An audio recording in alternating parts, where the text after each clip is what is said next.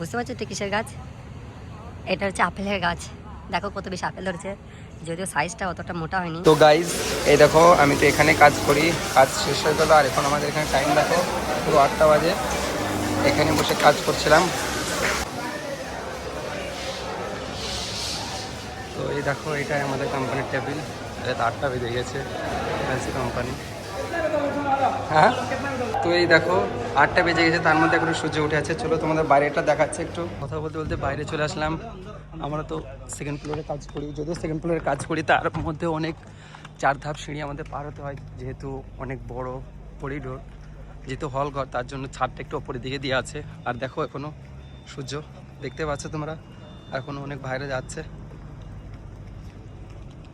এই দেখো আমার ছায়াটা দেখা যাচ্ছে, অনেক লম্বা, যেহেতু আর বেশিক্ষণ নেই। এখনও আসরে নামাজ পড়িনি, তাড়াতাড়ি যেয়ে পড়ে নেবো, বেশি সময় নেই। 9টা 8-এ মাগরিবের টাইম এখানে। এই দেখো আমাদের একটা বন্ধু বলছে আমাদেরকেও ভিডিওতে একটু নিও, তার জন্য এদেরকে নিয়ে নিলাম। আমাদের ক্যান্টিনের সামনে এসে গেছি আমরা। এটাই আমাদের ক্যান্টিন।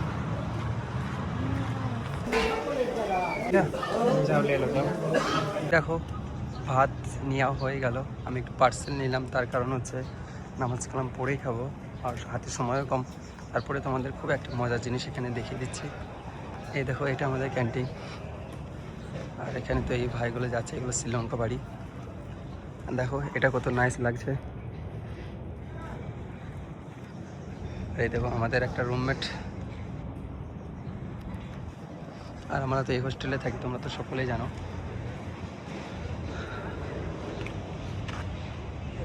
তো এই দেখো বন্ধুরা, বলো তো এটা কিসের গাছ?